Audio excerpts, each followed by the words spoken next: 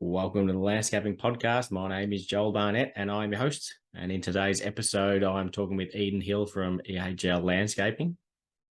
So Eden runs a construction company on the central coast of New South Wales, and it was a lot of fun talking to him because he's got a fair bit of knowledge for someone his age. He's only 23 and only been running the business for a few years, but I often hear people on podcasts talking about how, when they're referring to podcasts, about how if these were around when it started out, how much better their business would be. And Eden seems to be doing everything that people talk about in podcasts. So he's got a business coach early on. He's looking after his health. He's got plans. He's talking about, he goes into some detail about his short and long-term plans and how he's setting about steps to achieve those goals. So he's ticking a lot of boxes. So it's going to be pretty exciting to follow along with his business. I talked to him about an excavator with a saw blade on the end of it, which is a pretty intense thing that I saw on his Instagram. And that's on, if you go to his Instagram, that's on the 30th of June in 2021. If you want to see how insane that is. And he also talks about the importance of having a design, which is something I'm pretty big on. And he's got a pretty good relationship with a couple of designers. So even though Eden doesn't do designs himself, he actually advertises for designs. So then he refers it on to the designers that he works with. So I thought that was an interesting way to do it, and a good way for multiple sources of project leads to come in. And about 5 years ago, Eden was at the World Skills competition. So he goes into a fair bit of detail about that. And it was quite fascinating hearing how much effort goes into competing at the World Skills competition. So I enjoyed that part of the chat. And then another recurring theme, which I have noticed is also evident with Eden, in how lucky you are where you start working at, or how much of an impact that can have on your business. So he started working at Cornerstone Landscaping when he was 14, and they're quite a successful company in the area, and that sort of led him down to where he is today. But it's also, I think it helps, but you've also got to have the right attitude to start with. So it's a combination of the two. But but you'll see pretty early on how impressive Eden is to talk to. So hopefully you'll enjoy this chat with Eden Hill. Eden, thank you very much for joining us on the Landscaping Podcast. My first question for you is, how did you start in the industry? When I was 14, I was playing rugby league and surfing. I lived in Foresters Beach, grew up in Foresters Beach, and life was at 14, life was pretty much surfing and rugby league. So if I wasn't training, I'd be surfing. If I wasn't surfing, I'd be playing footy. So they were they're things I both loved. And I, for some reason, there was just a part of me that didn't want to go work at Macca's or KFC or, typical 40. I wanted a job. I wanted to have pocket money. I wanted to be, independent and, just to have a little bit of pocket money. Basically, pretty much every other reason a 14-year-old wants to work. And I don't know, something drew.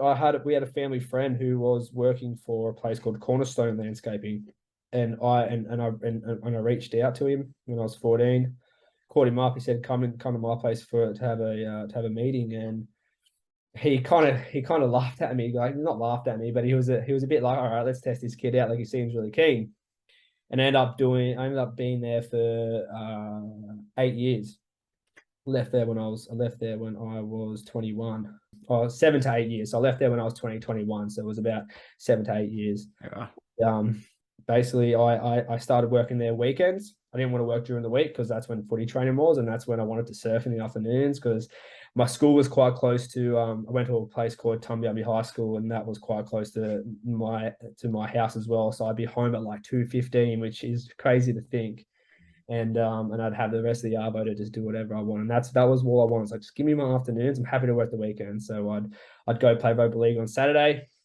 Sundays I'd start at my old employee's house, doing just laboring. So I just said, I don't care. I was getting paid, somewhat, I think maybe $7, $8 an hour. Didn't care. Just let's go. And yeah, pretty much I think for a good year, it was, he had 5 acres and a pool and, a lot of gardens. Yeah, he has the most spectacular property. Like, you know, he's a very successful landscaper himself and does really good high end jobs. And he's slowly just tagged away at his property. Like he just bought, you know, just on a hill, and then it's just amazing. He'll win awards one day. But he and you know, hand weeding, cleaning the pool, mowing, whippersnipping, and you know, I got to go on the ride on lawnmower. Like it was just, I really enjoyed it. Like it was, I don't know, I've always been attracted to physical stuff. Like you know, you could say surfing and footy was physical, so I just enjoyed that as well.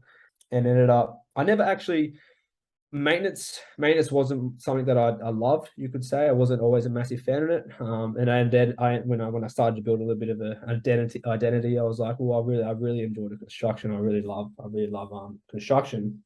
So time came around when I was about 16 or 17, and I was still working there every weekend. My school holidays, like if we weren't going away, then I was working the whole school holidays. And I remember my first paycheck, proper like full week's work, it was maybe like $450. And you know, when you're 14 and 15, I was just like, oh, like it was just one of the best feelings. And you know, I'll never forget those feelings, like, you know, the envelope and getting paid the cash. And it was just like, okay, that's awesome. And you know, over the years, I was working quite consistent. I pretty much didn't have I broke my jaw playing footy, and that stopped me from working. And that was probably the longest period I didn't work at Cornerstone Landscaping, which was only probably a couple of months. And like I said, time would come around where I was getting my license, and I don't know how to say it. I was succeeding at school, but I just academically succeeding at school. But in terms of knowing and kind of finding my feet, I'm like, I really don't think I'm going to be going to university. So there's not really any point for me to be going to school. And I talked to mum about it, and I talked to a careers advisor actually, and I tell this story to a lot of people because it's quite funny. But she was, well, the first problem is her name was Karen, so there's a first strike. But and I go there, and she had a few other 16, 17-year-old kids. Recently, you know, they went to her, left school. You'd have to get approval from her, and she said, when I went in, this is when the kids were coming back. So these kids left, and then they did it for a week and came back. They didn't enjoy it. They wanted to be back at school just to bludge kind of thing. And she said to me, as I went to her, and she had a bit of a smirk on her face the whole time, and I left the room. And she goes, "I'll see you next week." And I'm like, I remember just thinking, I'm like, I'm gonna prove you wrong. Like I was actually like, you know, quite pissed off with her. I was like, don't compare me to these other, you know, dropouts kind of thing. So I think there was a bit of a chip on my shoulder with that. And it's a story that I tell now because it's like all I needed was that teacher to doubt me, and I was like, okay, I'm going for it.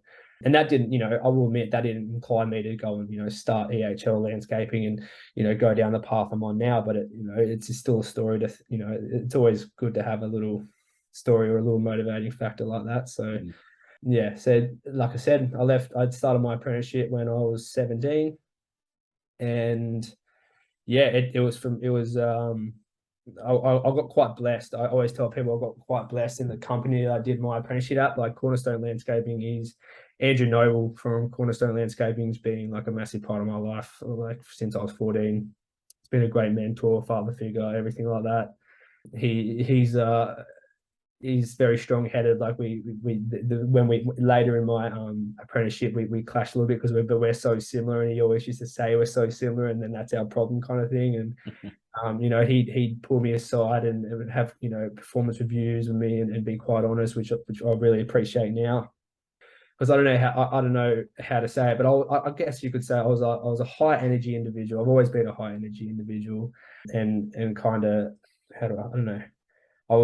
I could say I was a little bit troubled as well. Like had a little bit of ego about me, and I still do, but you know, with age it kind of lowers, or you kind of learn to get a grasp of it a little bit. But you know, and that was always a kind of uphill battle with myself, and being within that company, being around other, you know, tradesmen and rubbing them the wrong way and stuff like that. So there was a lot of trial and tribulations, but it ended up being I ended up going back to my point. I ended up like now I can look back and I'm like, wow, I could have went, you know, I don't want to be that guy, but there is a distinction between some landscape companies who can handle nice architectural, you know, bespoke gardens, and then there's guys that, you know, you know, they stick to their treated pine retaining walls and agapanthus. Like there's a massive distinction, guys who do design work who don't. And I didn't know there was that distinction. I just thought, you know, everyone, you've probably been down that route of, well, landscapers do that, and there's different, you know, they try to put a limit on what we can do and what we can achieve as landscapers. But yeah, at Cornerstone Landscaping, he's the echelon on, I would say, New South Wales easily, and Central Coast in terms of what he does and who he does. He works with the likes of Mark Hill and Michael Cook, and really, you know, Michael Cook's do you know Michael Cook? Nah. But I personally think he's an amazing designer, and gets really high end clients, and just has that certain he's very much a designer, if that makes sense. Like he's just quite lucky in terms of who Andrew was able to introduce me to. Yeah. And now I've been able to develop relationships with architects and designers, you know, starting EHL. So pretty much finished my trade. I had one of my best mates, Adam Tullipin. He's part of he has a part of a building company. His grandmother started, and they're third generation builders on the Central Coast. You know, they build up to 50, 60 houses a year. And when I finished my trade, he's Mary Tullipin, his nan who started Tullipin Home. She approached me wanting to do one of her properties to landscape it. And I actually went to Andrew Nolan, my ex-employer, and said, look, this is a full-scale landscape project. You know, it could have been valued at between 75K and 200K. Like there was, you know, it wasn't a massive one, but it was a decent job. And Andrew said, why don't you do it yourself? And, you know, I was 20 at the time, and I just finished my trade, and I was like, that's a good idea. So he goes, if you can get your ABN and get all set up and get your structural landscape license and go out and do it yourself, essentially. So as much as he, you know, wanted to keep me as a tradesman and keep running jobs for him and start to build me up in Cornerstone, he was quite selfless and knew that I was ready, and it really encouraged me to start EHL Landscaping. And safe to say, I never went back and contracted to him. I was able to, you know, keep the ball rolling, and now we've got, you know, a pretty well established company 3 years later with a couple of employees and a really good relationship with a couple of designers and architects. So it all happened quite quick when you look back at it. But yeah, being only 23, I've got a lot more learning to do and a lot more growing to do. But it's been a good ride, you know. It's been a good ride now. So yeah, it blows me away how some people have got a business like when they're 23 and you've had it for a couple of years and seem like you're doing pretty nice stuff as well. It's just, yeah, it's crazy. Like I started landscaping when I was 21. I was still a third-year apprentice when I was 23. So did you do that job for the Tullipin Homes? Yeah, I did. So that was the one and only job I did for him. I kind of set a boundary pretty quickly after that. I think, you know, working for you know, a really close friend's grandmother was probably just a little bit too close for comfort, and kind of knew to set that boundary pretty soon.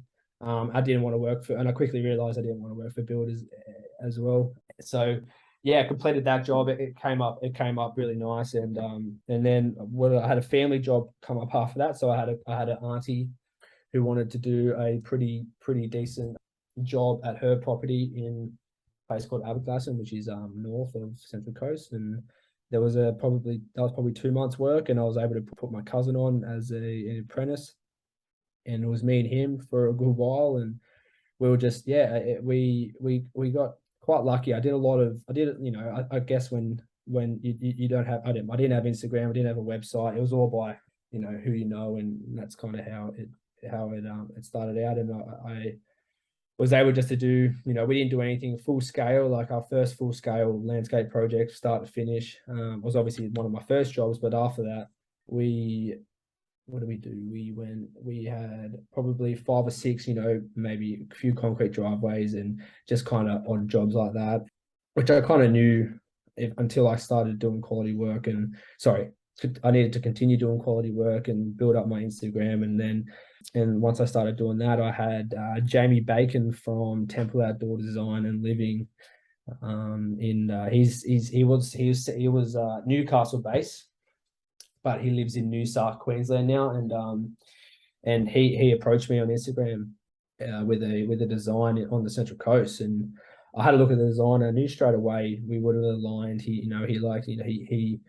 He's quite, he does quite, boutique, contemporary, that kind of those kind of designs, and a good emphasis on hardscape rather than softscape.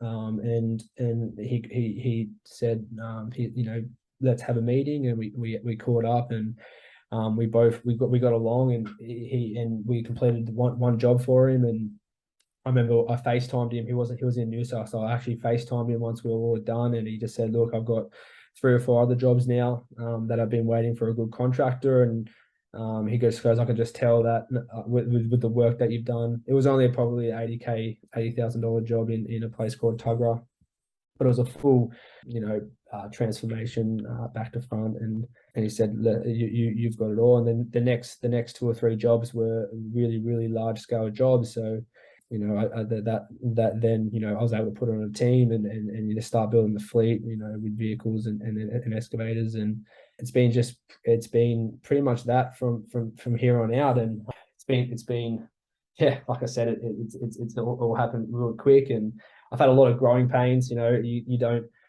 I will admit, 2 years ago, I didn't know what home builder's warranty insurance was. All those little things that you got to put in line and put together and make sure you have enough to be able to run, X amount of projects at a time, at X amount that you're insured for. And it's all these little things that you don't even think of. But like I said, I'm young, and I'm eager to learn as well. Like I'm not going into this with a blindfold, or I'm going into it with binoculars, trying to learn. So it's yeah. Yeah, I saw that Temple. What's the company called? Is it Temple Landscape Design? Temple Outdoor Design and Living. I saw you posted one of his designs on your Instagram a while ago, and I liked looking at it. How there was nothing too fancy about it, but it had heights, and it said minimum fall. Like it had construction details on there, which is very rare to get on designs. Most of them are just concepts and no height mentioned. So it's good that he has that on there. I know the one you're talking about. It would have been for like the front entryway where it had like the tile border and the planter box. I remember that.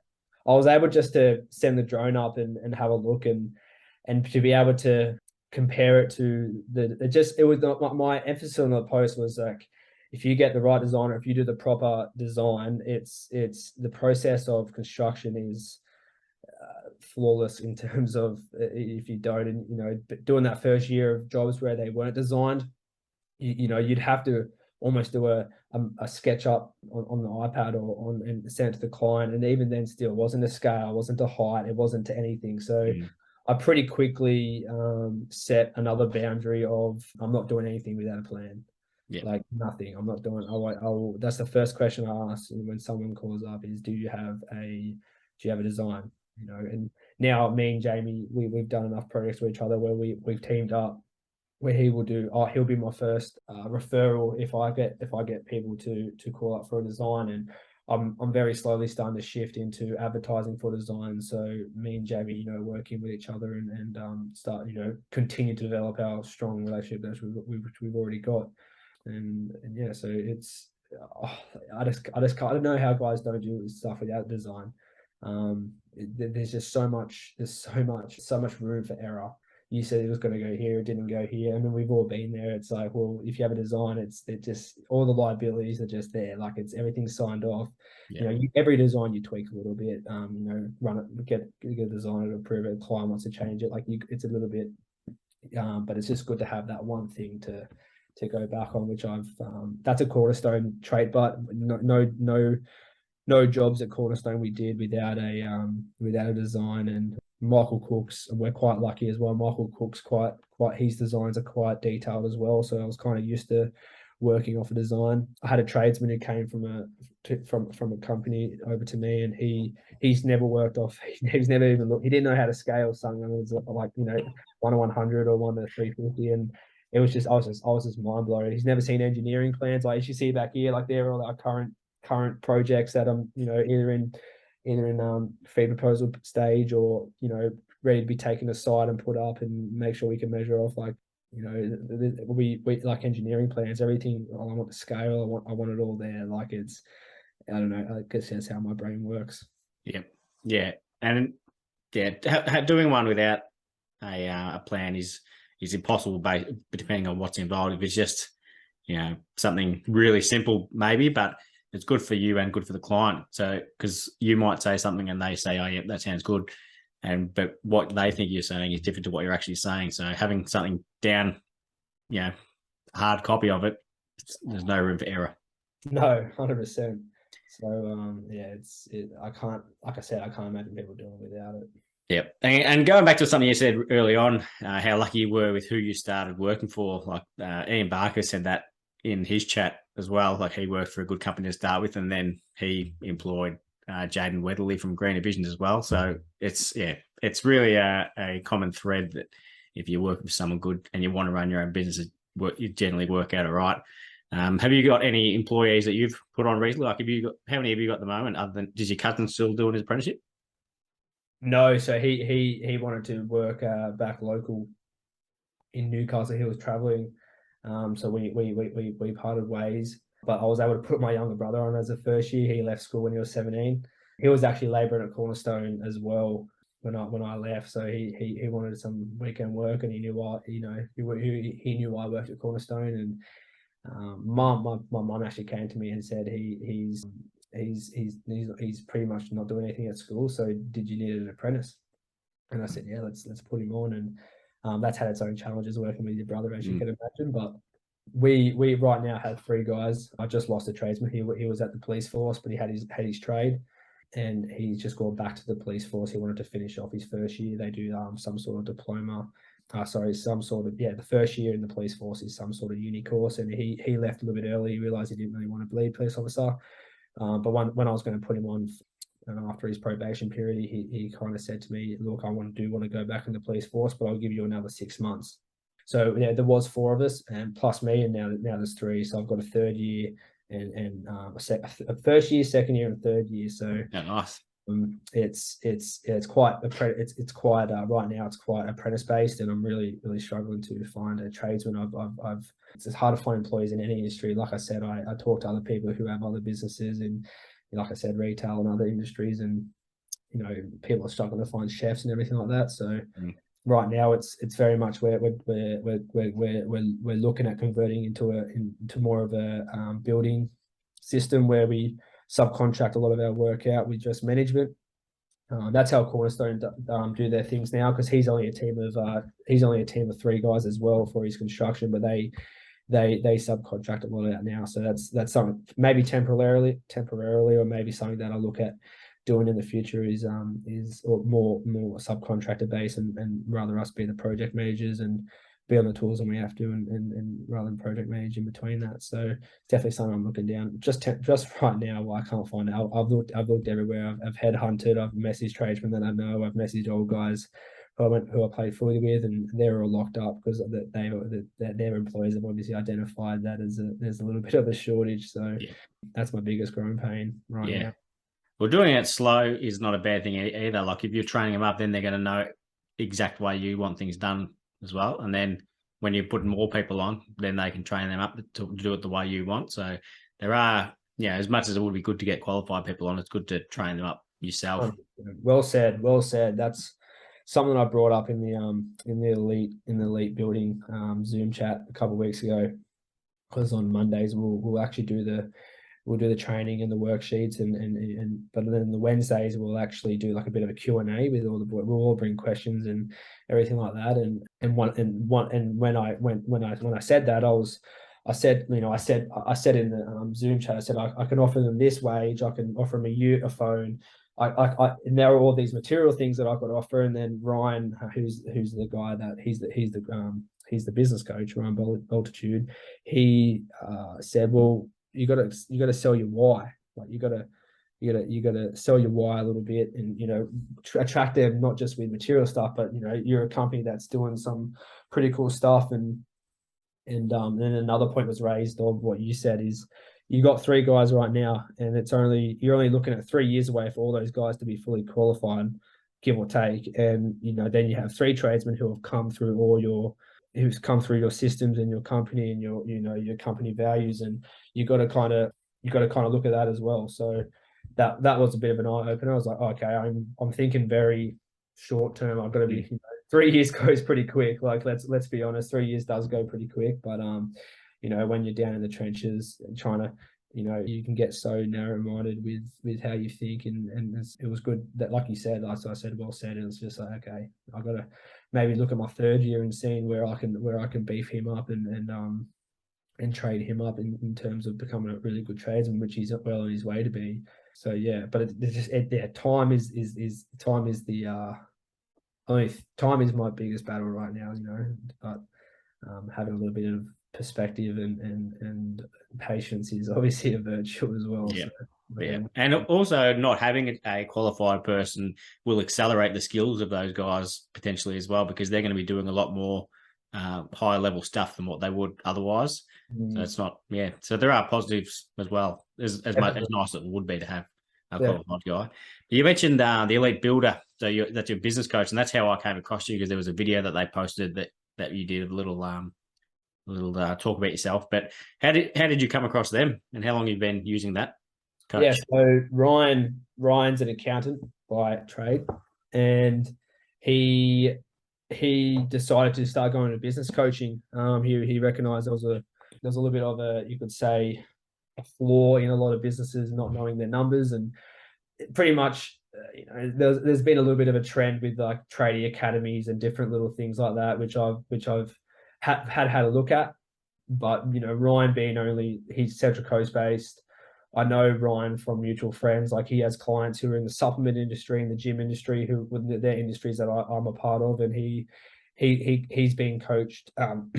He coaches guys in those industries who I know, and they all highly recommend. And these people who recommend him aren't guys that willy-nilly will recommend people. So it was more just his marketing as well. He was just popping up a lot, and I guess it works. So I was like, okay, I'll bite the bullet. But also, how I got into him, obviously I just messaged him, that's how, but why I got into him was a pretty big deal. So my first big landscape project, where it was a fully designed start to finish.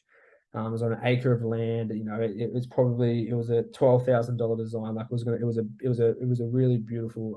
It was my Louth Park project, and I crunched my numbers after my phase 1 there, and I made I pretty much cut even. I'm like, okay, so margins, Eden, like, what are they? How do you? It was a pretty big. I didn't lose anything, but it was like, okay, I had the potential. I had the potential to make a lot more profit in terms it was good turnover. The turnover, my turnover was awesome, but yeah, that means nothing if if you're not making profit, and that's not covering your overheads and different things like that. So that's another thing that's not discussed is the amount of things that there's a lot coming out in terms of insurances, and we all talk about your insurances and your workers' comp and just every excavator finance and everything like that. And he and I know there was just a part of me, it's like, okay, you got to really get on top of that. I had 3 or 4 projects bigger than that I had in the works, and I'm like, okay, I've really got to start to I need someone who has skin in the game, and someone that, and he has builders who are quite successful in terms, like they're able to have their building company set up, but also they do developments on the side of that. So that's a good indicator that the business is doing really well. So they're able to put their capital into developments and different things like that. So that's so I just reached out to him and asked what he's, he actually didn't have the elite builder when I reached out to him. I just reached out to him for a business coach. This was December. This would have been October last year. So, and I taught and went and had a meeting with him. And as you can probably tell, I'm quite into the self-development realm, and he kind of does that as well. Like, I listen to every single podcast under the sun, and I love listening to audiobooks. I try to read, I do all that stuff that is not just business related, and he's very based on that as well. And he couldn't believe that he didn't know my age, and he couldn't believe that I was 23, and we just chatted for ages, and we just got along. And it could just be, he could just be selling me, he definitely charmed me. You could say that. Like, I was like, oh, this guy's awesome, right? And I like to play devil's advocate as well. Like, I'd be like, oh, is he just selling me? But then there was an air of he was very genuine. So I felt, if you're going to invest in a business coach, you want to see results, and you want to see that they're not just like, I see these other I'm not going to name any names, but I see these other ads of guys who are like, I've got off the tools and I'm, this and that, and it's like, but it feels like you're just a scam. Like, you're coming on really strong. But being there, knowing Ryan's, only 15 minutes, or his office is only 15 minutes away, I know probably, honestly, I probably knew 8 other people who are using him. Like I said, in terms of supplement industry and other industries, and the fitness industry and the construction industry, and I was like, okay, yeah, I felt really comfortable, and it just felt right. I go off gut feelings a lot. Like, if it, I've got a saying, if it looks like shit and smells like shit, it's shit, and it didn't have any of that about it. So I was like, okay, that's definitely something I'm looking into, and crunching. He looked at all my numbers. He go, okay, revenue's good, and turnover's good, but let's look at your actuals. And it was 1 month. I don't know if you use Xero, but 1 month came in brackets, and brackets mean that you lost. And I'm like, oh my, but it's not like I lost that money. Well, it is like I lost that money, but then the month before that was not in brackets. So it's just like, you don't want to be cutting even.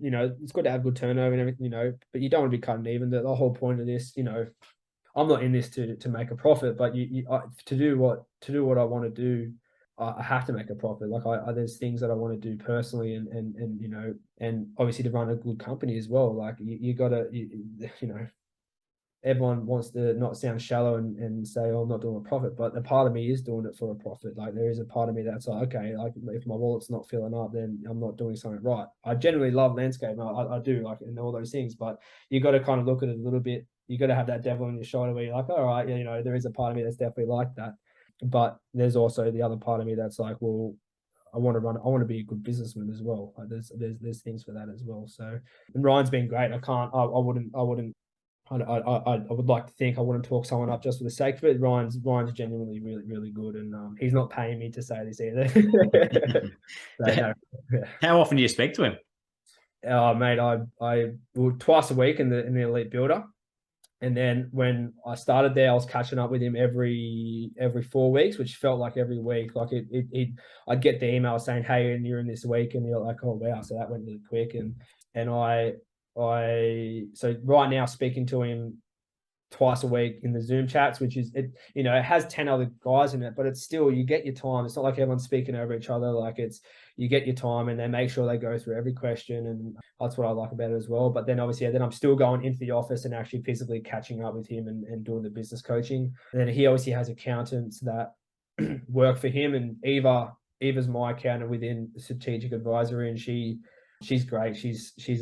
Seems like she's always on 1,000 cups of coffee. She's a bit of a nutter, but I like that. She has high energy, and she'll call you she's called me at 4:30 in the morning when I've been on a walk, and she's, hey, you up? And I'm like, yep, call me in. And we've chatted at 4:30 in the morning and 8 p.m. at night. And I don't mind that. Like, I know, you got to have boundaries and everything like that. But yeah, I really enjoyed that. So I catch up, and the things we talk about, the things you don't like, it's just margins, and actually, working out the actual, what percentage per dollar you need to make to make the profit you want to make, and actually doing a monthly budget and knowing what you need, the turnover you need to hit with the profit you need to hit, charging your employees out the right rate. And there's just so many things that, this might just come natural to some people, but for me, it wasn't. For me, I was able to really, I was able to do the work and do all that, but then to actually put myself, and crunch the numbers, it's been so worth it. And I just feel like I feel like every employee, every business owner will go through that journey. If you don't have a history in, if you haven't done any, studying or history in that field, it's so worth it. And to be a part of a team with 10 other builders, like builders are facing the same problems with us, and they're doing that. There's guys in there that are super successful, so it's really good to be able to be a part of that group. And yeah, I can't rate it enough. So do you catch up with any of those other people in the group that you met just through the coaching group? Yeah, so I did a landscape project for one of the guys, and we've come quite close. And that was the asphalt guy. Actually, that was Hayden, the asphalt guy. And Hey, tell that story too before we started recording. oh, was that before we started recording? Yeah. So the one of the guys in the group coaching, he was telling us, we were all, when we all started the Elite Builder, we were all just not having a chat, but we were all just we're doing one of our Q&A sessions, and we're just talking about stress levels and different ways to manage and everything like that. And he pretty much said he just had a story to tell us, and he's the oldest in the group by far, and been in the business the longest as well. And he's an asphalter by he runs a big asphalting company, but he has the same, he's in construction and everything like that, and runs the same business to us as well.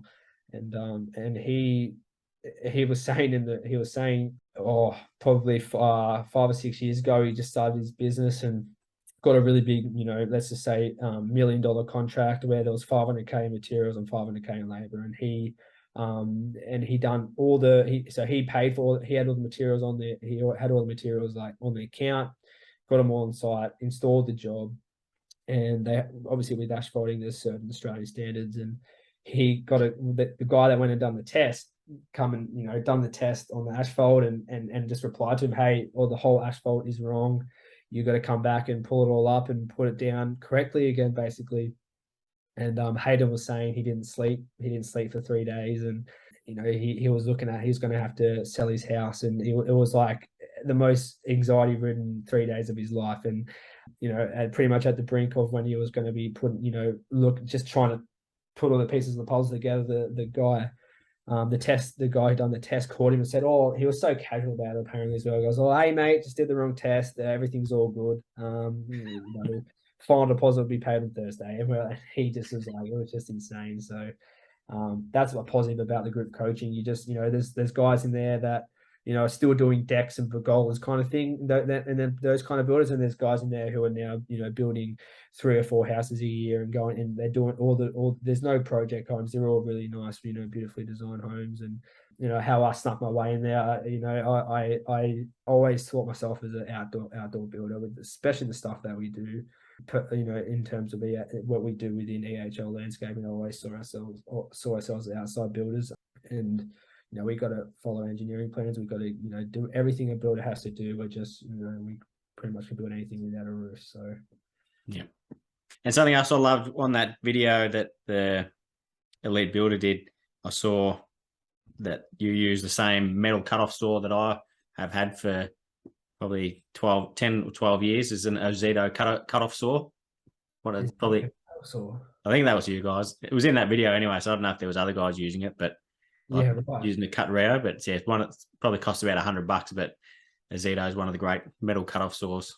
Yeah, right. Oh no, we were using them. We were, yes, we're cutting our steel edging with that. Oh yeah. Look, with those things like that, we will happily buy a Xero. Like we're Makita through and through. We got a whole trailer through of Makita stuff. We got the vibrator. We got too many. We had to buy a trailer to get on Makita tools, and put it that way. Like we just got everything. Like it's insane. But yeah, especially with that might come out only every 6 months, that tool. So Xero was definitely the way to go. I love it. Any steel, like round bar, flat bar, that within the thickness of the steel which you can cut, we'll definitely use it for. Yeah, it was awesome. And something else I saw, so you use a fair bit of sandstone being in New South Wales. That's fair. And I saw one of your posts where you had an excavator cutting up the stone on site.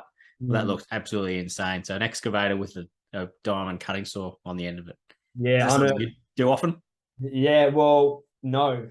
I'll be honest. We normally get the demo saw out, and it was the first time I had a fully half circle kind of feature area within that wall. It was a 40 meter long sandstone log wall. and Jamie just put a half circle in about 3/4 of the way up, which is going to be like a parents retreat area. Like I ended up having like a nice, swing set and everything in between there, and nice steppers walking up to it. But I was like, okay, challenge accepted. The curve. Jamie loves curves. I've done a lot of curves at Cornerstone. I think curves are awesome, right? And I don't know. I think I was looking at the guy that's not it. That was a contractor on Earth Civil. Connor Booth, he was using it to I think he was using it to cut out sandstone for a pool excavation. And I don't know how many times you've cut sandstone blocks with a demo saw. It's quite tedious. Like, if you're 1 or 2 mil out on the top, you're going to be 10 mil out down the bottom, which is like 500 mil down. And it's, as you can be as controlled and as good as you want. Your cuts always it's very hard to get it right with, they're such big bulky tools. And I was just like, I'm going to have to nail these. I'm going to have to nail these. I think there was maybe 18 blocks we had to cut perfectly and the angles out of them. And we just used plywood and, used what are they called? Tremel to mark the curve perfectly, set it all out, and then put the plywood on it and traced all the lines through. Then we cut the plywood, and we cut the plywood to 500 mil, which is, a meter by 500 mil, which is what the blocks are. And we had the plywood fully set out on the curve, and obviously cut the plywood perfectly to all our angles. And then all we did was just put the plywood on top of the block, mark the 2 lines, and cut down plumb. And it just worked so perfectly. It was a little bit tedious, like the blade had to be plumb, so Connor had to be, use his blade to make sure that he was plumb as he was cutting. And it honestly, like, it was nerve-wracking. Like, you have this big saw on side, and I have used those saws to cut blocks in half, but never to cut sandstone. Like, I was thinking to use a chainsaw. I know that there's sandstone chain, like there's chainsaws that cut stone, but I was just like, I don't know, fuck it, let's try this out. And Connor, he's a really confident operator. He's only really young and runs a good business as well. And he was like, let's give it a go. And I try to be honest, but we actually nailed it. So it come up awesome. So what diameter was the saw? I had like a meter. It was massive. It had to have been more. Yeah, it was a meter because it cut. The depth was 520, which it cut. So it would have been like 1.40 meters in diameter, because the blocks are 500 mil, and it just got through to the bottom. It probably left like a little 5 mil bit at the bottom, which we just chiseled off. So that was so awesome. And I was getting, people were calling me saying, that's such a good idea. Like, I've never even thought of that. And I just saw it in one of his, he was using, like, he had it on his story, and I'm like, bingo. And it was just perfect. So I'm happy to, try new things and try to come up with solutions. I'm sure that's like every other person within this realm of landscaping, like, kind of high-end architectural stuff. Like, we have to come up with pretty creative way to do things. And that was a good example of one. And Andrew Noble at Cornerstone just called me and goes, that is so cool. Like, he was just like, I love it. Like, it was and it just works so well. So. I find myself doing that as well, looking through Instagram, seeing someone using a particular tool for a certain task, and then relating that, we could use that in this situation if that ever comes up, and then it just sort of sits there in the memory bank and then comes out when you need it. 100%. I mean, architectural kind of concrete floating stairs they've been big for a little while, but I know there's Ollie Stevens, Wolfgang, or Hungry Wolf Studio. Sorry, he's absolutely killing it. And I admire him, and I'm probably going to join his coaching group to kind of master my skills in terms of that realm. But what did I do? I was looking at his story. Was it his story? No, it wasn't. Sorry, it was a guy called Steve Bridge from EHL Landscaping. I don't know if you follow EHL. Yeah, definitely.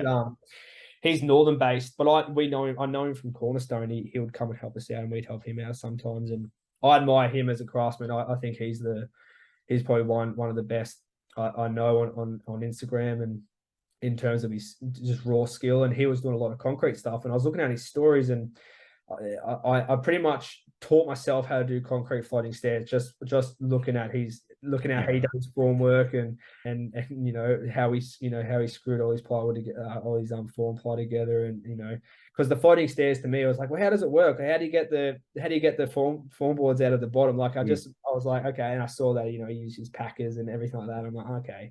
So we did a set at the same project where we did the half circle, and they come up awesome as well. We had LED strip lights in the shadow shadow line as well, so they just come up spectacular as well. So yeah, so Instagram's been, I can't even preach it enough how big Instagram's been. Like I got Jamie Bacon from Temple Outdoor approached me on Instagram.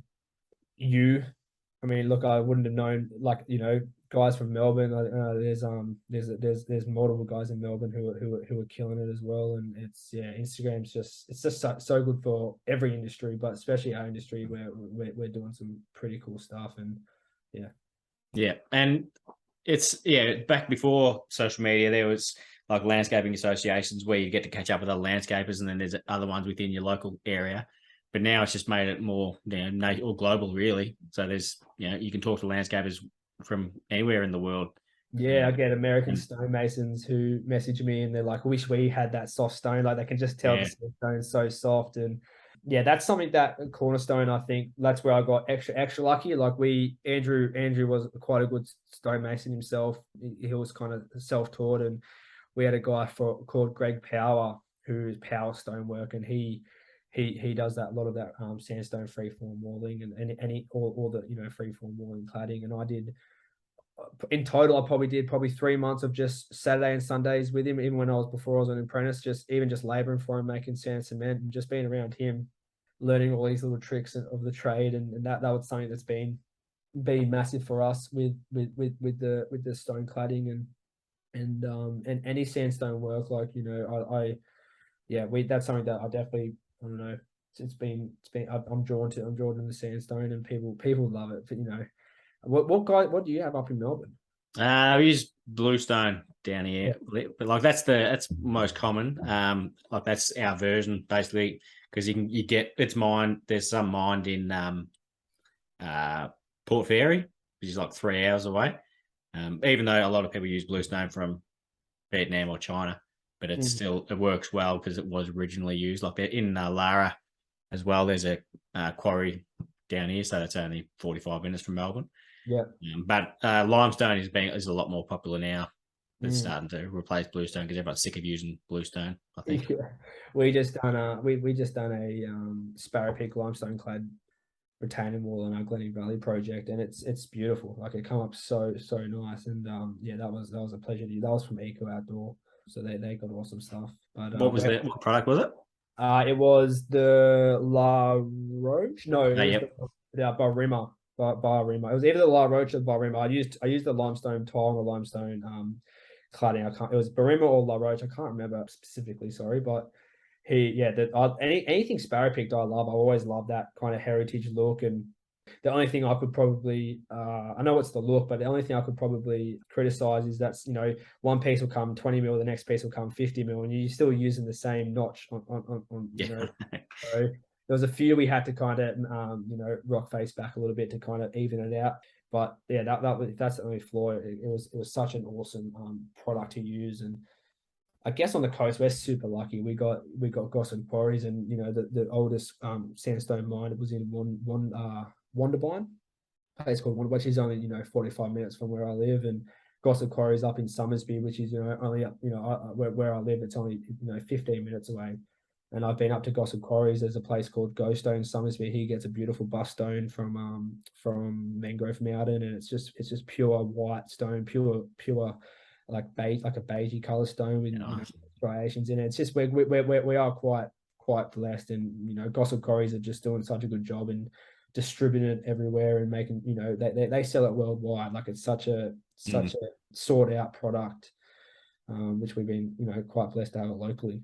Yeah, I'm building at the moment. I'm going to be doing the driveway and the Andorra limestone that Eco will sell. So, okay. It's like the grey kind of limestone. Like I love it. It just looks awesome. Yeah, 100%. That's something we're doing a lot of stonework. Something Andrew Noble emphasised is to wear your mask. Like I think that's something that a lot of people neglect is not wearing a mask when cutting any stone or concrete. Like I can't, like that's another thing that I have a boundary that I set. I'm like no cutting without a mask ever. Like I know a bricklayer who has never worn a mask, and he has to take pills to sleep because he gets so, like, I don't know, he just can't sleep. Probably everything's so blocked up. And it's just those stories that you go, oh my God, like we got these they're called, sunstorm masks. They're quite expensive, but they're from Switzerland, but they're comfortable to wear, and the amount of cladding and things we do, it's just a no-brainer to wear them. Yeah, because it's like when you're young, most people don't really care about it. So as you get older, then you start to care. Like I'm partially deaf in one of my ears, but it's not like I do anything crazy without earmuffs, but even looking after yourself, it still goes. So yeah, bit off being too cautious and not enough. Yeah, I cheat with earmuffs. I cheat with earmuffs. I wear AirPods if I'm ever if I'm doing a long duration of cutting, which is I'll put AirPods in and put a podcast on or something like that, which is just the perfect way to pass time. So yeah, it's definitely awesome. And sometimes being partially deaf is a good thing too. Yeah, put your wife on that side and you can get away with it. That's something where I'm quite lucky as well. I don't have kids, so it's like I said, quite young, but it's not having kids is a massive advantage as well. Like being part of this group and all these, I think maybe 2 other guys in the group don't have kids, but they're probably 26, 27, so they're coming to that age. But yeah, not having kids is a massive advantage. Obviously I want kids and I'll definitely have kids, but it's yeah, just these guys talking about time management, and I'm over here like my days are very, very regimented. Like I'm up at this time, and I have my morning routine, and yeah, that's definitely something that's super super super. I'm quite grateful for it because they take up a lot of time. Yeah, well, it's good that you're you can be setting these systems in place to run the business by that time, so then you'll be able to spend more time with your kids when you have them as well, and the business can sort of look after itself to a point. And that's probably another cornerstone, probably another Andrew Noble influence. Like he's been a great mentor, as you can tell, but me and him chat a lot and catch up. But he didn't have kids till I think his oldest, right? He's in late 30s, I believe, and he probably didn't have his kid till he was maybe in his mid to early 30s, and he really established his business. And his wife she was a quite a successful crane driver. Her family owned a big crane company, and then they both set themselves up really, really well before they had kids. And that's something that I've discussed with my partner, that I really want to be able to invest a lot and give a lot of time to EHL Landscaping, so I'm able to actually give a lot of time to my children and be able to not have to work crazy amount of hours. And that's probably why I surfed and played footy a lot. Mum was a single mum, and seeing her just having to hustle for years and get me to footy, and then get I'm one of 3 boys, and she had other 2 sons to worry about as well, and maybe seeing that's a little bit of an influence as well, just to get some good solid foundations now while I'm young, and give it all you got. And it's definitely a motivator. Yeah, it's something you don't most people don't realize the amount of effort that goes into the kids, like for sport and that kind of thing as well. Like I was footy and cricket throughout the year. Just every weekend I was doing something, and mum and dad were driving me to it, and I didn't realize I appreciate everything, but sort of took it for granted until my son started playing soccer this year. Like he's 9, and I looked at the draw, and it was on Sundays. My wife works on Sundays, and I think he started in May, and the last game is next week, so it's September. I thought, oh yeah, it looks like we're doing this every single Sunday for the next 14 weeks or whatever it is. So it's actually a big commitments, but if you can get your business to a point where you can enjoy those things, it's very rewarding. 100%.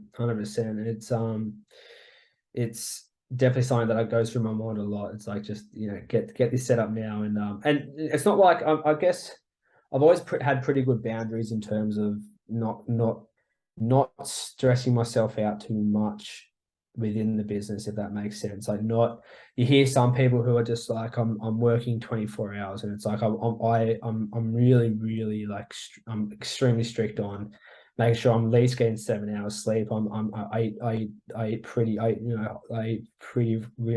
fucking well. It's like I eat a lot of whole foods and fruit. I don't eat too shit, and a lot of those things are big in terms of energy, and not being too making sure this hairline doesn't go any further, doesn't go further back. I'm only 23. I don't want to lose it. So that's something that I don't know where that's I guess that's another Cornerstone influence. Like he's still got his full hairline, but he's been able to, he's done the whole quote till 2 a.m. kind of thing, and I saw that, and all these little, it's so many. Like I read a book, it's called The Subconscious. I don't know if you've heard of it, but it's just like so massive on all these things that happen subconsciously that you didn't even take in, but how you reacted to it. And just being that like I said, I was blessed with Andrew Noble at Cornerstone because he's just instilled so many different little things in me that I'm like, oh wow, like it's I can just relate. I've related to him 3 or 4 times now because I just know consciously now that all these little things, and when I'm 17, 14, 18, whenever I was there, it was like you didn't realize, but now it's like, oh wow, it's the benefit and the importance of having good mentors and good people around you, I guess, and that's another good thing. My circle's not big, but the people within my circle, or very, I guess you could say they're high achievers and people that have a lot of the same morals. Like I was never really into hanging around with people who my morals and ethics weren't aligned with. So that's also been important as well, and being able to establish quite young as well too. Like I know people still now who they still hang out with people who they probably shouldn't. Like it's really important. Adam Tulpin, my closest friend, me and him catch up once a week. He works within Tulpino's, but he's also he's done 6 or 7 developments with homes and flipping houses, buying land, and he's someone and he's really into the self-development realm, and just catching up with him once a week for dinner is awesome as well. Keep him for advice, and it's just a big, I don't know how to say, it's just a big your environment's everything. Yep. Yeah, and like you said before, with you're big on setting boundaries, and you also mentioned that your accountant called you at like 4:30 in the morning or 8 o'clock at night. But it's like I answered those calls sometimes as well, but you've got the choice to, like you can either answer it or not. So no one's forcing you to answer it if you don't want to. So I'm the same. Like I don't have a certain time where I'll switch off because I don't need to, but if I get to the point where I do, then I'll just turn the phone off. So it's all individual. How you have you had a look at your screen time ever? Yeah, I get it every week. I get a message about it. Yeah, it's on Sundays. I get mine on Sundays. And the biggest thing right now is to not spend too much time on this thing. It's so tough. Like everything's run off that. You know what I mean? I've got an iPad to my right here, and I've got I've got an Apple Watch on, AirPods here. Like I've got I'm probably sponsored by Apple. I've got that many Apple stuff, but it's I guess that we all know the importance of switching off as well, which obviously some of us struggle with. Like you probably find most business owners don't like to switch off. We're in this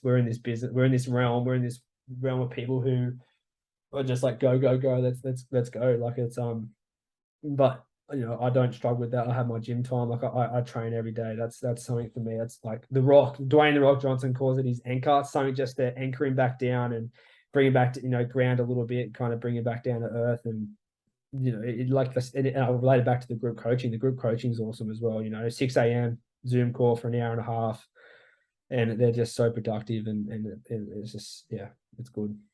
It's a good way to start the day. 100%. Like, have you got any plans or goals that you're working towards? Like a 5-year plan or anything? Do they make you do that with coaching?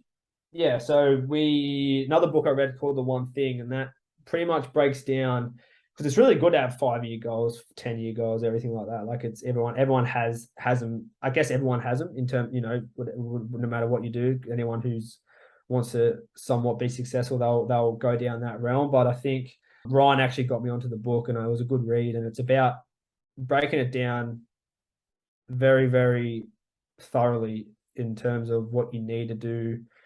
10-year goal, 5-year goal, 3-year goal, 1-year goal, 6-month goal, 3-month goal, not 3-month goal, but 1-week goal. And then it breaks it down to what you actually need to do in every step. So what am I going to do next that will affect what am I going to do in the next hour, which will affect my next day, which will affect my next week, it's like a snowball effect kind of thing. And I filled out a big sheet on that, and I have that pinned up on a whiteboard. And I go on about the book about the subconscious as well. Like just having that sheet up on the board, it's you subconsciously look at it, and sometimes you consciously look at it. And I guess my 5-year goal is for business, and not even just, I have personal goals. Like I'm a competitive powerlifter. Like that's something that's something that I really enjoy out of business. Like I compete in powerlifting, but in terms of business, it's development.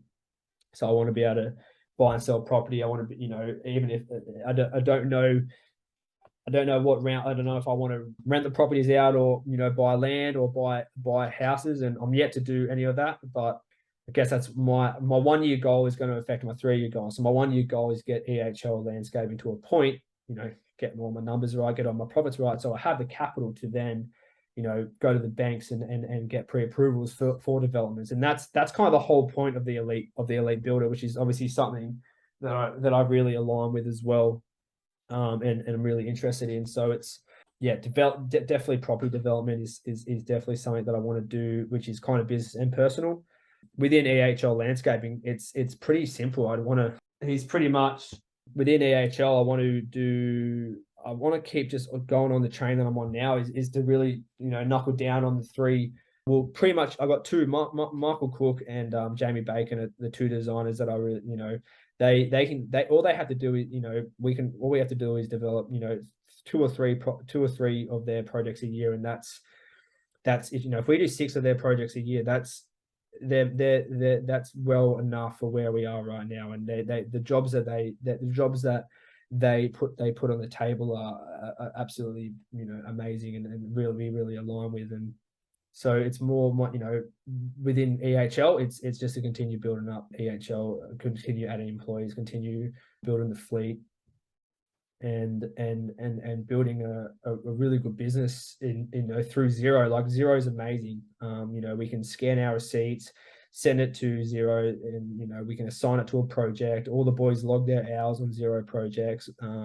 So they, like I said, all I have to do is add a project to Xero, and then set all the items. You set out site establishment, concreting, yada yada yada, and the boys can say they could do 6 hours here, 5 hours here. Just continue to building up that kind of, building a really good solid system. So when a new guy comes, it's like, here's the apps you got to download, and really going down that path because I think I've got to be able to do that to know where I'm going green and where I'm going red, in terms of where I'm estimating projects correctly, and where I'm not, or certain items within the project. So it's that's pretty much EHL. That will obviously fall in. How I said about the 1 year and the 3 year, that will kind of be able to allow me time. If I set a really good system, have really good employees in place, and people in the right areas at the right time, then I'll be able to put a little bit more of my time and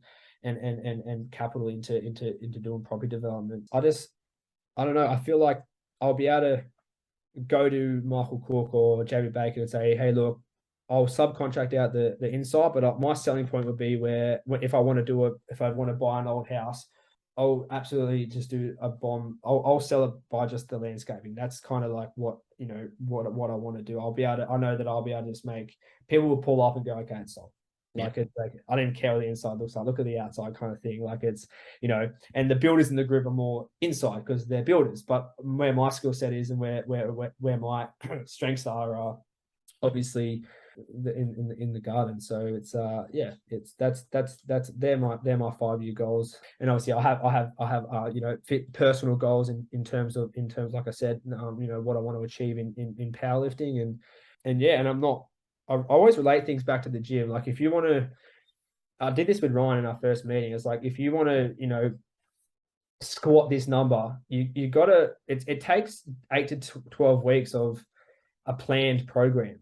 And you got to be able to use that within a business as well. Like you can't just say you want to make this profit. And that's where Ryan's been amazing, because we've fully broken it down, and and I have a full spreadsheet. I know exactly what I need to make. I know exactly everything's there, and it's all true. It's not like he's not leaving out little things that you don't think of. Like he has it all there, and it gives you a true number. And that, like I said, I relate everything back to that, because when I had to stop, I stopped playing footy, and one thing I got into was jiu-jitsu. And at the jiu-jitsu gym, there were powerlifters there, and I very quickly stopped doing jiu-jitsu and started doing powerlifting. It was just, I was like probably 16 or 17, and I've just continued to do that ever since. And it's just been a staple to just train, you know, as much as I can. And that's why I always, it's like my mantra. I'd just be able to relate it back to that, because all that, you know, having a program, having a plan, going and executing it, being disciplined. If you put that into anything, business, life, like everything, you will succeed, in my opinion. Yeah, it makes sense. Like if you want to squat, like if you're currently squatting 20 kilos and you want to squat 100, you don't just go, I'll do 95 and then 100. You got to work up at it by 10 each time or whatever. So you just got to, it's a good analogy. Analogy is the perfect way to put it. 100%. It's something that I can process in my mind if I understand it, and if I know, like, and that's what I said tonight. If I'm able to understand it, if I'm able to see it, then that's all I need. What we call it. He was just the conduit. He was able to do it, to help me do it for me. So it was landscaping's been great. I've thoroughly enjoyed the skills that the things that I can do, and the skills that I'm able to teach, you know, my younger brother Tully. And you know, I always say it, and I don't know, there's a part of me that's like, you know, stick to one thing. Like, you might get a bricklayer who's like, don't try that, but there's the fact that we can pretty well do, you know, this, you know, everyone says the same, you know, the jack of all trades, master of none kind of thing. And that, you know, that resonates with me a lot, you know. But it's that landscaping, that's why I love landscaping. Like, it's something that I'm, you know, obviously super passionate about, and obviously pretty vocal about it as well. And it shows. Like, we I don't know, have you heard of World Skills? I was just going to ask about that, actually. So that's something that I really enjoyed. And you know, I can't believe more people aren't aware of it. I try to bring it up a lot, because I'm like, how do people not know? A lot of people within the trade, even, like, they don't know what it is. And it's like, what is going on? So how old were you when you did that? I was 18. And how'd you go? Did you? Good. So I went to Ride TAFE. So I'm Central Coast based, but my TAFE was in Sydney. Andrew wouldn't send me to the local one. He didn't really like their system, you could say.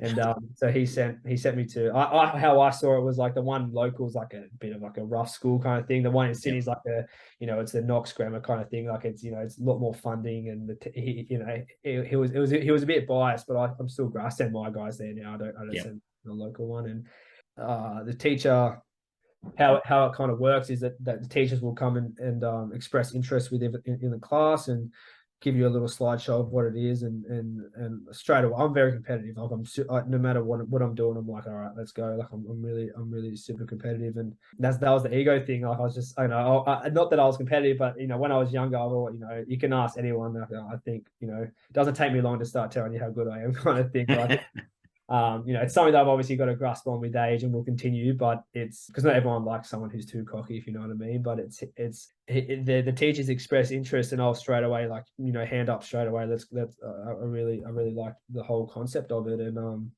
you know, you get a 4 meter by 4 meter square, and then it's divided into 4 different squares within that 4 meter.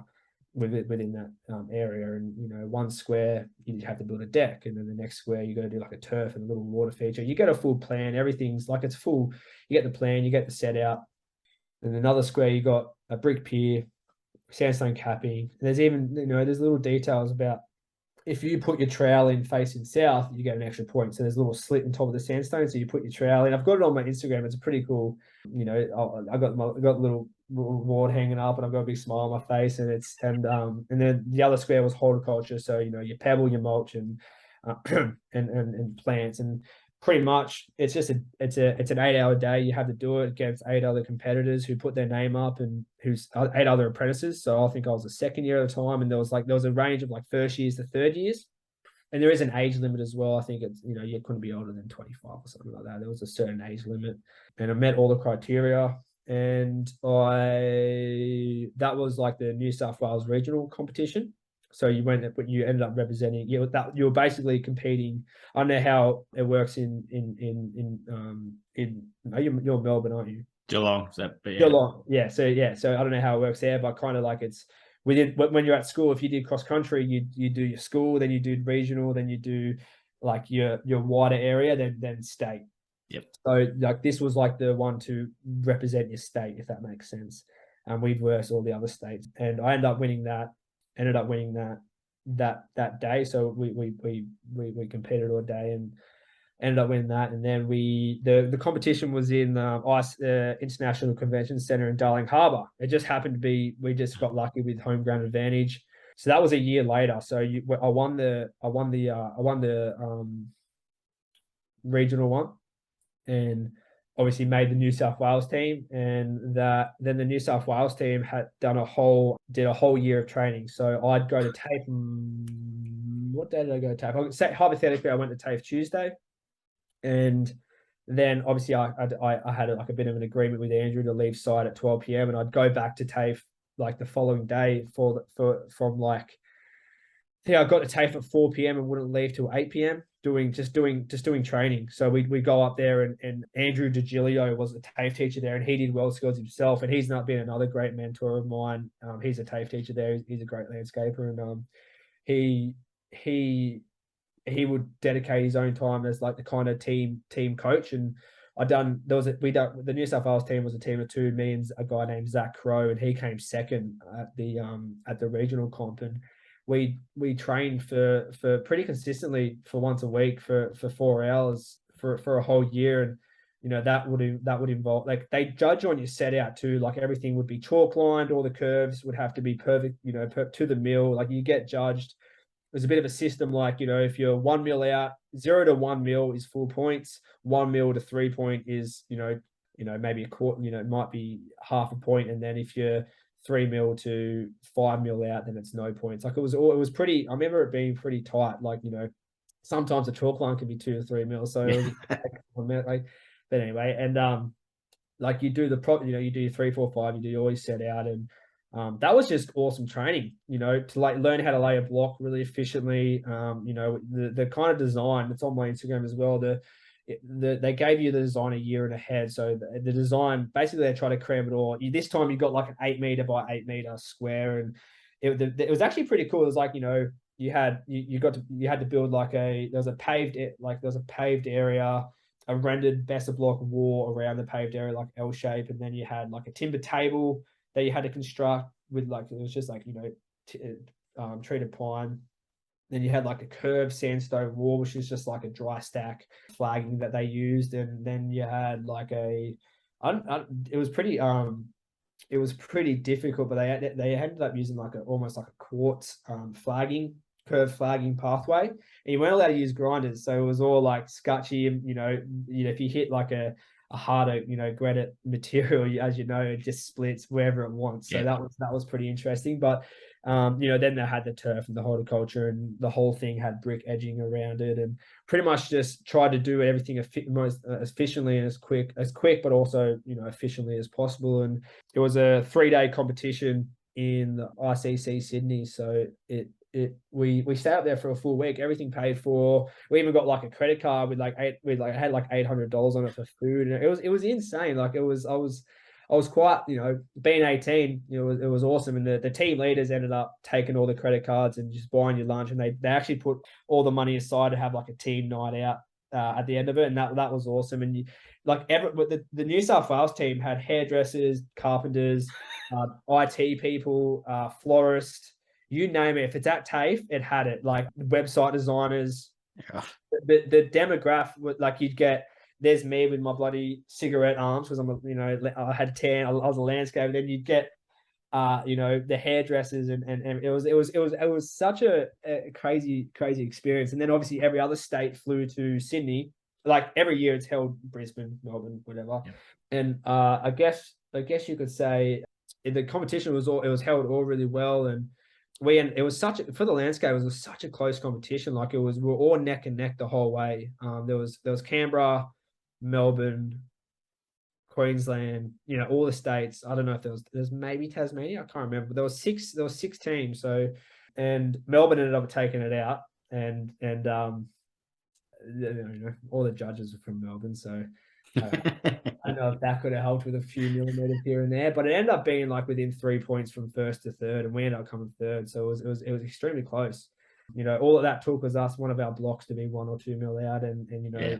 it was a little bit subjective. There was a bit of subjective with it, a bit of subjective, but that wasn't the right sentence. But there was some of the opinions were very subjective. Like they judged on placement of shrubs and ground covers, and you wouldn't put a tree under a shrub, if that makes sense. Like they judged at the general aesthetics, and they even judged on PPE. Like the whole time they've got Andrew just said keep your earmuffs and sunglasses on. And the day kind of went like the first day was just you do all your set out. So you even had to draw the circles where your pots were going. Like you had to do perfect Fremwood circles where your pots are going. Like it was like the year of training was awesome. And I just love those kind of environments. I've always been, like I said, quite competitive, and but it just blew my mind about the amount of money and time and effort and planning what went into it. Like I said, the ICC in Sydney is a massive. That's where they hold all the conventions. So that obviously, like I said, that was obviously a good learning experience. I got to made friends, lifelong friends, and stayed in all. New South Wales had their own floor, at a really nice hotel in Darling Harbour, and it was just the whole experience was obviously gutted that I didn't win. Like that was, I'm like I said, I'm competitive by nature. I was obviously, gutted. Like I almost didn't want to go out that night. I was just like, I was so angry, not angry. How do I say it? Like no one likes losing, but that's something that everyone needs to kind of, be humbled every now and again. So the whole like one day 10,000 school kids came through, and I'd be doing dry stack sandstone wall, and only a meter away was just a temporary like a fence, and you'd have the whole day you just had kids going, "What are you doing? What are you doing?" trying, I would have been that kid. I would have been trying to distract. I would have been a little smarter. So it was, the whole experience was awesome. Like the other, it was good to talk to, landscapers from Canberra. Like they just the work they do, and landscapers from Melbourne, like and chatting to them, and just talking to different young guys, and just how competitive it was. It was it wasn't like there wasn't like a clear. Well, there was probably three. The top three were like the clear, like they kept their PP, like little things like that. You could just tell like they were ahead. But yeah, and the winners actually got to go to Russia to compete against worldwide. Yeah. So this was when Russia was safe to go to, and and yeah, so that was, like I said, it was a couple of years ago, and they ended up dropping landscaping not to go international. So they ended up, they took the bricklayers and carpenters, but they didn't take the landscapers. I don't know why, but I knew that the World Skills a couple of years before that, Italy actually won the landscape competition, which looked absolutely awesome. Like I remember looking at the design, because they had to kind of they have to kind of incorporate it internationally now, like within that com. So I was looking at that design, I don't know what made Italy the upper hand, but the whole thing was just awesome. And there was another year of training. So when you won the one in ICC Sydney, there was a whole other year of training for the next one, and there was actually prize money in the international competition. So yeah, I had no idea what it was, and then it's like you just go into this crazy world of world skills. I just say it's the trade Olympics. Like it really is. Like Russia ended up putting like $50 million into there. Like you do the whole walk, like where you wear your the Olympics ceremony. Yeah, so you do all that. Like it's and like you get like in a big Australian blazer, and it's like you get to meet the Prime Minister at the time, and it's like it's gutted obviously didn't win, but landscaping ended up getting dropped anyway. So it was like, it would have been good to have that badge, but I encourage every single apprentice in Australia to get around it in any trade. Like, even if you come last, if you put that in your resume, if you look at it like that, if I had a guy, hypothetically, when I'm looking at resumes, if I see world skills competitor, you're hired. Yeah, right. Okay, like it's like you're hired. Like it's like, okay, you're obviously someone has a go. Like there's straight away that just shows, like this shows me not even your skill. I didn't care about your skill set. If that's on your resume, it's like, okay, I might be biased, but it's like, that does sound like a bit of fun. And yeah, it's crazy that you can just do that within landscaping. Like most people just think of it as a job, but yeah, you can do those extra things as well to get some enjoyment out of it. 100%. And like I said, it took some like going. I was from the Central Coast, so the second day that I go up there, I'd leave at 2 p.m., get there at 3:30, 4 p.m., and then stay till 8 p.m. Then I'll get home till 10 p.m. Like, it was a massive commitment. But at the time, I was like, I didn't even give a crap. I was like, this is so awesome. Like, it was just a good feeling. So it was, like I said, my Tully, my younger brother, he's actually signed up to do the next wave of the competition, and I've actually called World Schools and asked if I could do some sort of sponsorship. I'm not allowed to be a judge for obvious reasons, even though I would not like. Because you'd mark him down. I wholeheartedly. I'm his biggest critique, and I'd be the hardest on him. So I would not be biased. I don't believe in that. I don't believe in kind of easy way out. So it was. But anyway, I'll be there on the day, and I'll I'm really pushing to do something, like I said, some sort of sponsorship. I don't care if it's material. I don't care if I even just supply the bricks. I want to be a part of it, and put my badge, put my logo on the put my logo on it, and just be a part of it. I think it's something that needs to be, for me, not knowing what it is, and then other guys not knowing what it is. I think it's something that needs to be pushed and grown more, and especially we got to make landscaping attractive. Like, it's Donald Trump says, make America great again. We got to make landscaping great again. Like, it's having a shortage in tradesmen. And that this might I don't know. Are you struggling? Like, do you know, guys? Is there definitely So it's definitely an industry that there is definitely a shortage. And I know it's just that there's a bit of a shortage in everything, like we said multiple times. But if we can start to show that what landscaping, I get some bricklayers who are on site, or other guys that I know, and it's happened multiple times on the trades. They're like, we really wish we did landscaping. Like, we you guys, we're actually very envious. I had a concreter actually ask if he could come and start working with us, but he ended up starting his own business. But he did say, look, I'm really interested in starting to do my trade in terms of landscaping. So yeah, that's been something, it's good. It really is the jack of all trades, like, because like builders delegate everything, but landscapers basically do everything that they can. But yeah, we're not biased at all, though. No, never. And you said you mentioned listen to every podcast. So what's a couple of good ones that you listen to? Oh, obviously Joe Rogan's the first one I recommend. I love, I think if you're in that realm of high performance or anything, if you're just a genuinely curious person like I am, he has an NFL player, then the next day he'll have a neurosurgeon, the next day he'll have a psychedelic expert, the next day, like, it's the amount of, and he just has a conversation with him, which I also love as well. But also you get to learn a lot, like a lot of little things that I do now in terms of my morning routine, and my recovery, and even my training has been heavily influenced by that. But there's a lot. I'm gonna have a look at my list now, but on top of my head, definitely, Joe Rogan podcasts. I listen to a guy named Andy Frisella. He's really big in the entrepreneurship kind of realm. He has a big name. He just owns big supplement companies in America, but he had a podcast called the Motherfucking CEO podcast, which I was listening to when I was probably 18. And School of Greatness, Lewis Howes, that's a really good one. Bloke in a Bar. I love rugby league. I know you're probably an AFL fan. Yeah. But yeah, I love rugby league. Grew up playing it. Watch, I go for South Sydney Rabbitohs. I watch every game. So, if I don't want to be, sometimes you get over, sometimes you just want to listen to something that's not entrepreneurship. Like, that's very heavy based.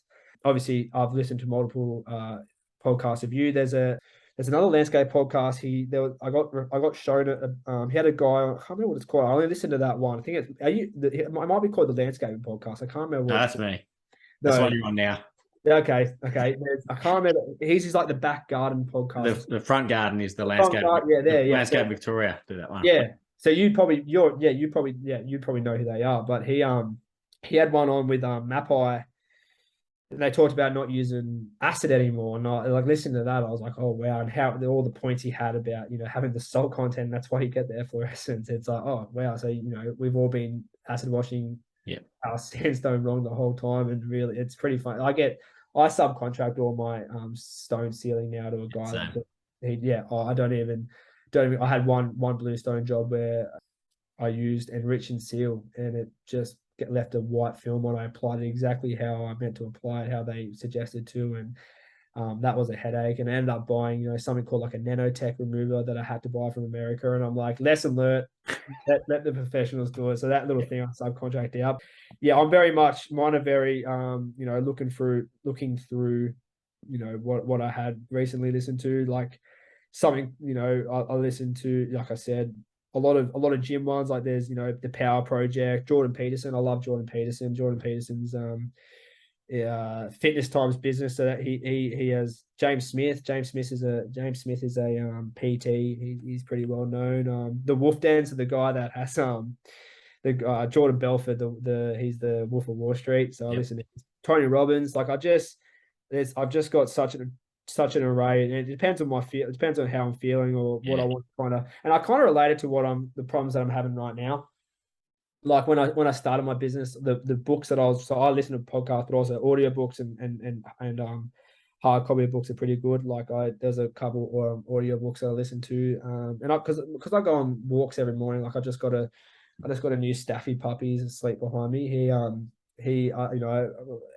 try to take him for a walk nice and early every morning, and even before that, if I was driving to the gym, which is half an hour each way, just there's an hour there that I get to listen to a book or something like that. And I kind of think, well, what problem? Well, what's the something that I'm having right now? And it kind of just comes to me about what I want to listen to. Like, there's a book called Extreme Ownership, and it's all about leadership and taking. There's no bad team, just bad leader kind of thing. And you get those little snippets of.